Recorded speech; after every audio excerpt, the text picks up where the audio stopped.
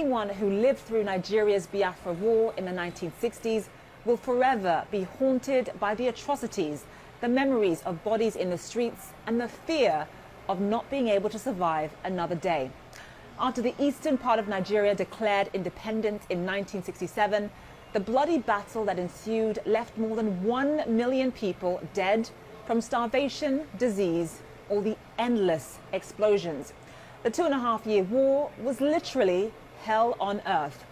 As many of you who watch this show regularly know, I am Nigerian and I am from the part of the country where this war took place.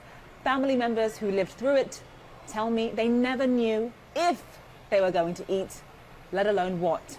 It was common for people to feed off of grasshoppers, snakes, and termites. My mother's younger brother died during the Biafra War, and that was considered a very, very lucky outcome. If you only lost one family member, you thanked your lucky stars.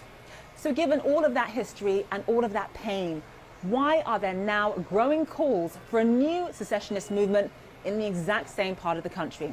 We are joined live now by Amaka Anku, an expert on Nigeria and Sub-Saharan Africa. She's also the head of Eurasia's Group's Africa practice. Amaka, thank you so much for being with us. So you and I are both Nigerian. It's been over 50 years since this brutal civil war. Why is there this additional secessionist movement in the same part of this country bubbling up? Look, Zain, the fundamental problem here is that Nigerians don't trust Nigeria, right? Like you said, and there are many reasons for that, right? All the years of military rule, Nigeria has underinvested in Nigerians and in basic services like healthcare, education, infrastructure, and there is then the broader issue of justice, right?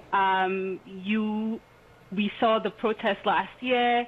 Police officers kill people and nothing ever happens to them.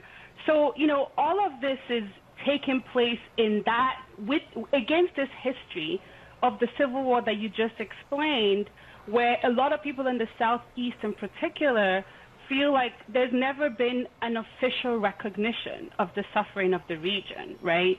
We don't have a day every year where the country remembers what happened and these lives that were lost. That was disproportionately in the region, right?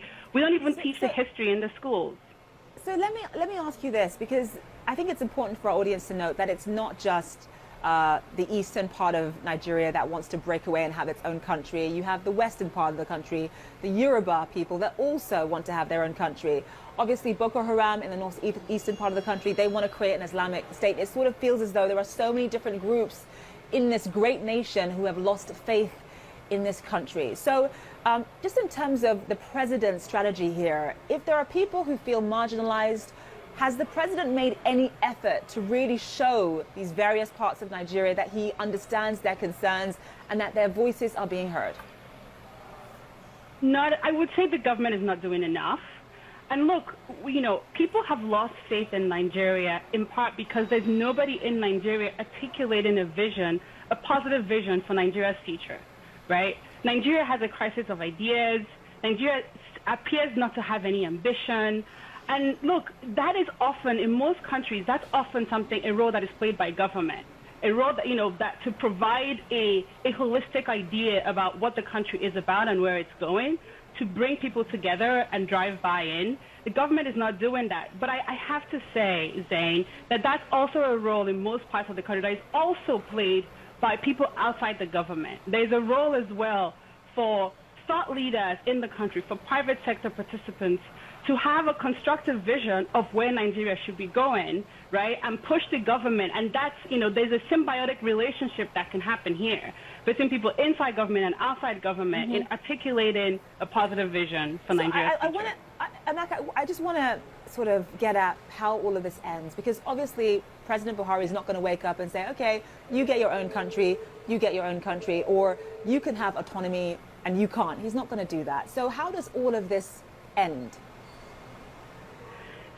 I don't think it ends until Nigeria starts to really and truly invest in Nigerians, until the Nigerian government, and it's, whether it's Buhari or the person who comes after him, respects Nigerians enough to communicate consistently and clearly where the country is going, what their vision is, right? And then to start to invest in education, in healthcare, in infrastructure, and all of the things that make a society function and make an economy competitive, right?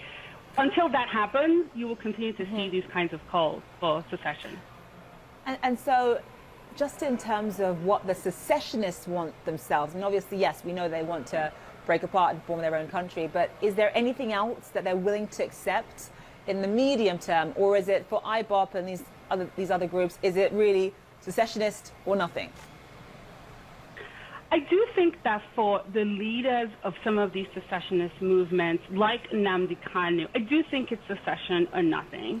You know, maybe the leaders of ODC in the Southwest, I think that what their views are probably less relevant than the views of the minority, the populations that are sympathetic to those views. I think for most of those people, most of the people in the Southeast, some of whom are sympathetic to those views, I don't think it's secession or nothing.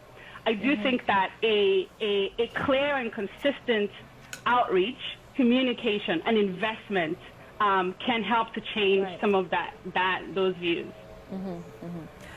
I mean, it's such a shame because Nigeria is such a beautiful country. It has so much potential, and just seeing all of these different areas wanting to separate, saying that they've had enough of being part of this great